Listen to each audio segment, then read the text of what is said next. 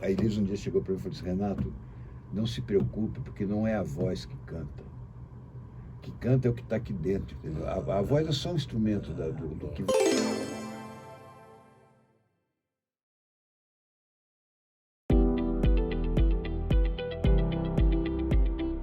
Olá, amigos!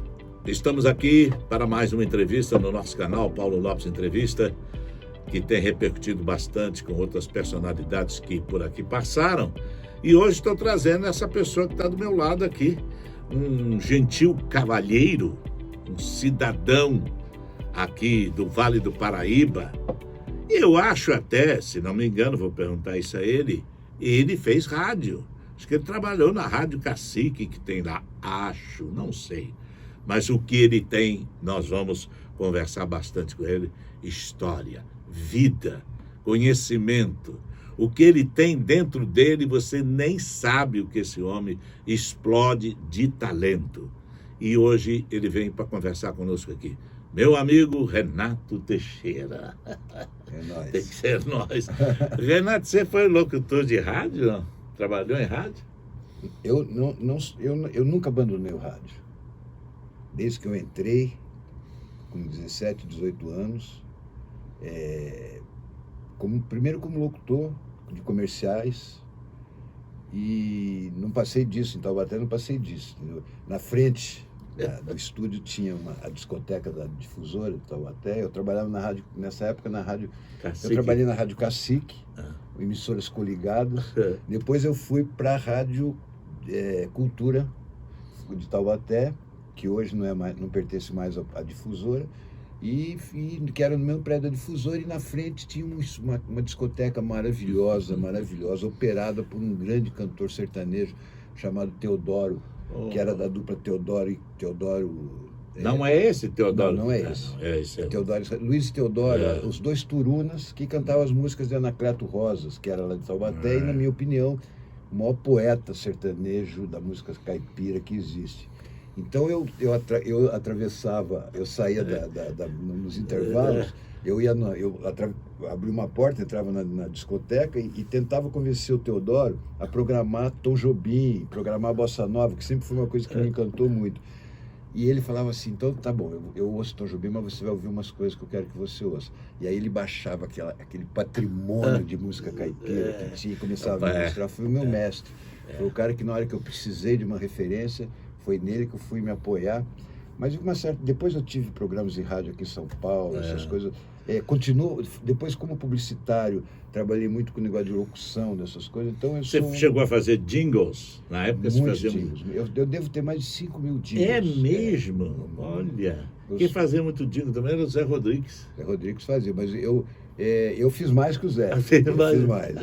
Eu fiz grandes jingles. Eu fiz tipo assim: ortopé, ortopé, tão bonitinho, que foi um grande sucesso. Na época tinha jingle. Né? Eu fiz Drops que desortelão, é tão refrescante. Fiz roda, roda, roda baleiro, atenção. Era muito divertido fazer jingles. Eu fazia 4, 5 jingles. Só que eu me propus a fazer jingles que tivesse assim uma coisa musical legal.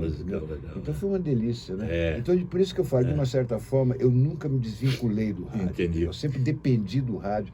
E o que é aí aquela frase que você sabe, que todos nós sabemos, que o rádio é um vício que não sai mais. É verdade. Ô Renato, Elis Regina foi o início do compositor Renato nacional para o Brasil inteiro, sem dúvida, né? Embora eu tivesse anteriormente, em 69, eu entrei no Festival da Record, mas eu tinha acabado de chegar para começar a minha carreira, e o Roberto Carlos cantou a música minha, do Beto Russo, chamado Madrasta, que até hoje é uma música bastante emblemática na carreira do Roberto, né? Então, mas não chegou a fazer o sucesso que fez depois com a Maria.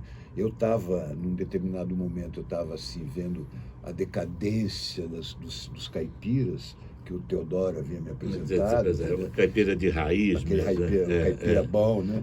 Aí eu falei, pô, isso não pode acontecer, porque quando eu tenho um disco chamado Os 10 Maiores Sucessos de Tunico e Tinoco, que fez a minha cabeça, mudou o rumo da minha vida, né? E eu fui E eu quis mostrar para as pessoas que não era uma coisa banal, que não era aquela coisa ruim que o Flávio Cavalcante cobrava os discos, não era aquilo. É um absurdo, um ataque cultural imperdoável contra uma das maiores coisas que nós temos. Porque o caipirismo, ele já deu Tarsila do Amaral, ele já deu Monteiro Lobato, ele deu Mazzaropi, ele deu um monte de gente. Então ele é muito grande. E você se sentiu na obrigação de conservar isso? Eu me senti, daí eu falei, então vou fazer uma coisa bem encrencada, para mostrar para os caras que caipira também sabe E o fazer que você fez? Eu peguei, fiz Romaria. Romaria. Aí que para mim era. Eu tentei fazer um manifesto, mas engraçado que eu não pensei em fazer uma música popular. Eu quis fazer uma música para mostrar para os irmãos Campos, entendeu? Para o Décio Pinhatari, que eram essas pessoas com quem eu admirava, que estavam ali no meu. E nunca imaginei que fosse. Aí um dia a Elis, que já trabalhava com meu irmão, com o Roberto Oliveira, que cuidou muito da vida dela e que já era minha amiga há muito tempo, mas a gente nunca tinha. O irmão dele foi diretor de televisão, diretor de gravadoras, é outro talento também. O Roberto é uma linda história. Aí um dia eu fui encontrar com a Elis, fui mostrando as músicas, aí ela tinha aquele gravadorzinho pequenininho, de fita cassete, que tinha um grande som, era novidade aquilo. Aí ela falava assim, canta uma música. Daí eu cantava, ela falava assim, não, canta outra. Canta outra. Isso aí você grava. Eu deixei umas 10 músicas gravadas com ela, nunca tinha... Eu era publicitário, eu tinha, sabe, eu estava o compositor estava em banho-maria, né?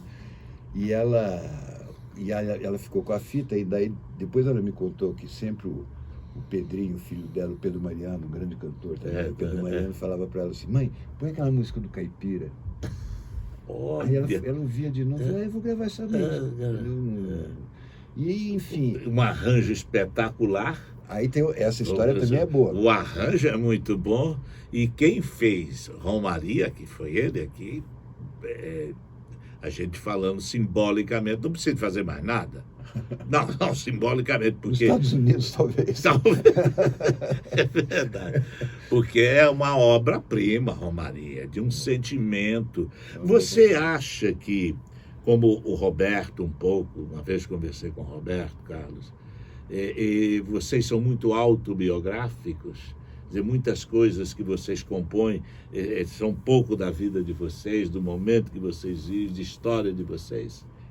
Olha, se essa coisa acontece, é meio que intuitivamente, entendeu? Porque não existe uma preocupação de falar, vou contar a minha vida. Não nesse sentido. Por exemplo, o Roberto fez As Flores do Jardim da Nossa... Fez contando uma história. Do Dudu, que ficou cego. Pois é. Quando o Dudu ficou cego, ele falou, não posso olhar mais esse jardim, lá não existem flores, tudo morreu em mim, etc. Tal. Eu estou dizendo, vocês também, na alegria, na dor, no sentimento, acabam se revelando um pouco nas suas canções? Eu acho que sim, eu acho que você é um ser humano sujeito às emoções, entendeu? E a música é uma maneira de você... Né, o compositor é o repórter da época dele, do momento dele. A gente até estava conversando com o nosso querido Peninha, que é nosso amigo, a minha concepção é a seguinte, eu acho que existe um compositor só. Né, cada um agora cuida de um assunto. Como assim existe um compositor só? Eu acho que o espírito... É como se fosse um gato só? Exatamente, um gato. O gato, por exemplo, só existe um gato. É só um espírito de gato. Depois vai replicando, né? É que nem o Raul Seixas, né?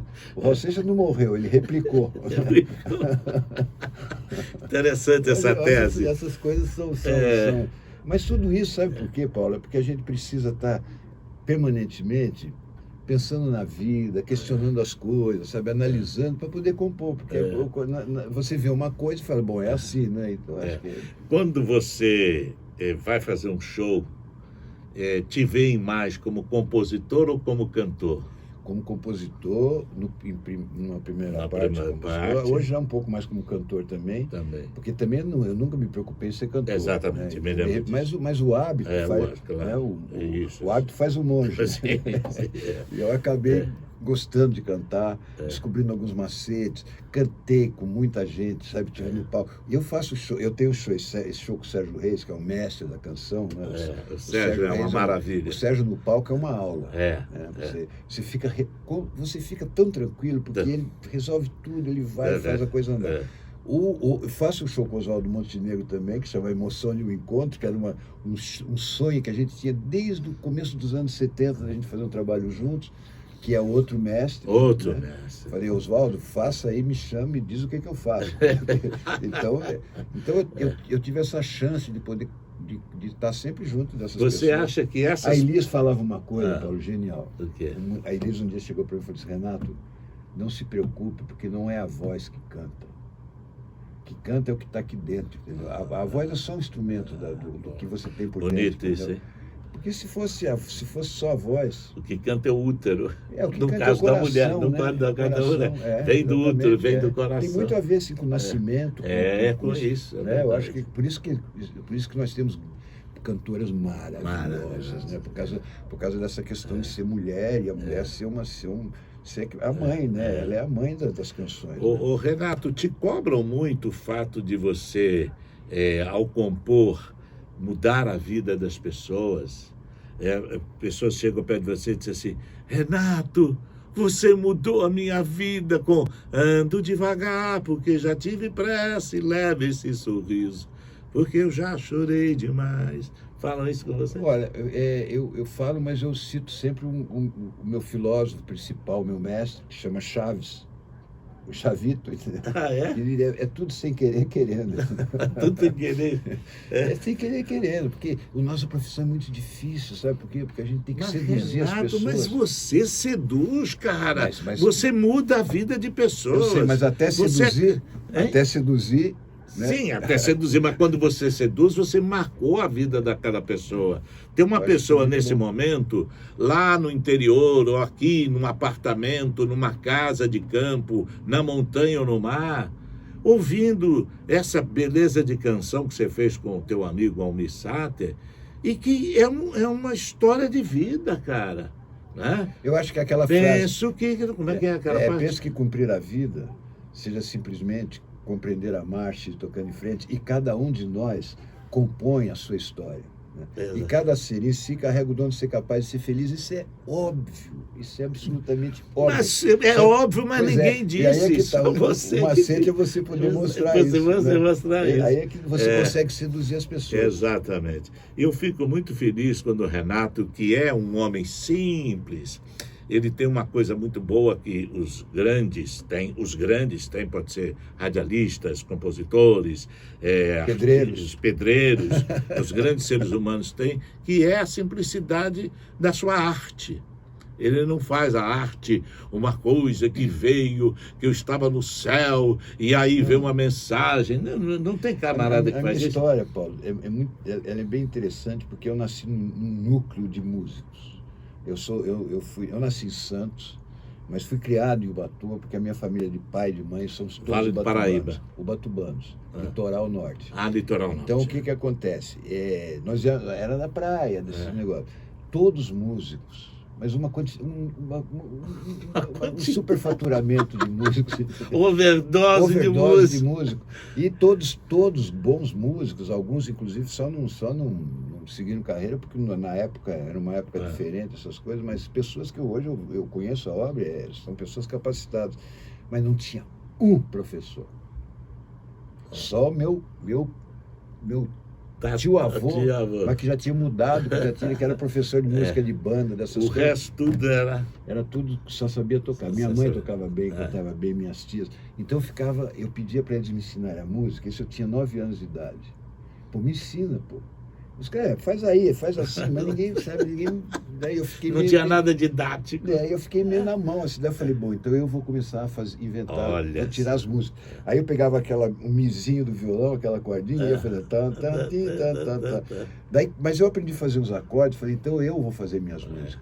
O Renato, você faz Romaria, faz Tocando em Frente e outras belezas que nós vamos falar, mas me diga, Carga Pesada, foi encomendada? A Globo encomendou a você? Faz Carga Pesada para um especial que nós vamos fazer um seriado aí com Antônio Fagundes e tal? Isso foi. Foi uma encomenda, mas toda a música é uma encomenda. Claro. Né? Às vezes eu me encomendo de você para você mesmo. Eu gosto da encomenda porque ela te dá um mote, ela fala, faça isso.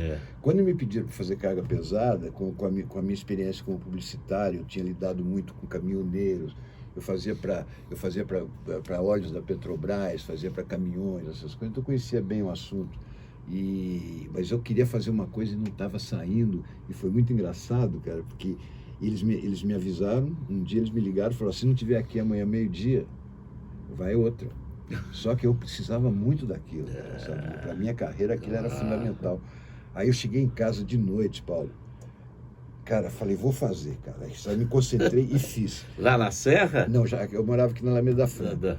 Aí saí, fui pro estúdio, eu tinha o meu estúdio de publicidade, cheguei no estúdio, peguei os músicos, isso assim, tinha 1 ou 2 músicos só à disposição, sentamos, eram umas 7, 8 horas da manhã, eu já estava no estúdio, montamos a música, rapidamente, fizemos ali, levamos meia hora para fazer uma gravação, sabe que demora, mas eu falei, vamos fazer um rascunho, tá bom, fizemos, peguei a fita, cassete, peguei o carro, fui para Congonhas, pedi para um cara da ponte aérea, comissário. Olha, vai um cara da Globo, pega lá para você, o cara me levou o caminho, o cara chegou lá, pegou no Rio, chegou, meio-dia a fita bateu. Nossa! Aí eu falei, chegou? O cara falou, chegou. Eu falei, agora vai começar a grande agonia. Grande agonia. Porque eu vou ter que esperar um mês para ver a resposta. Aí fiquei, mas relaxa, só calma. Um pouquinho de carga pesada, como é que é? Eu conheço cada palmo desse chão. É só me mostrar qual é a direção. Quantas idas e vindas, meu Deus, quantas voltas. Viajar é preciso. Só sei que foi de noite, Paulo. Naquele mesmo dia, eu cheguei em casa, aliviado, preparado para um mês de agonia, para ver se aprovava ou não. Quando eu ligo a televisão, a chamada do Carga Pesada, a música já estava na chamada. Esse é o Renato Teixeira, com quem eu estou conversando. E a gente vai encerrando esse momento aqui com o Renato Teixeira. Mas como está tão bom e é tão gostoso conversar com esse cara, ele tem tanto para trocar com a gente, que nós vamos fazer um outro Paulo Lopes entrevista com o Renato Teixeira. Esse está encerrando aqui. A gente vai fazer o segundo, tá? Um grande abraço para todos, né, Renato? É nóis. Grande abraço e a vocês todos aí. E boa tarde, meu pai e minha mãe, onde quer que vocês estejam.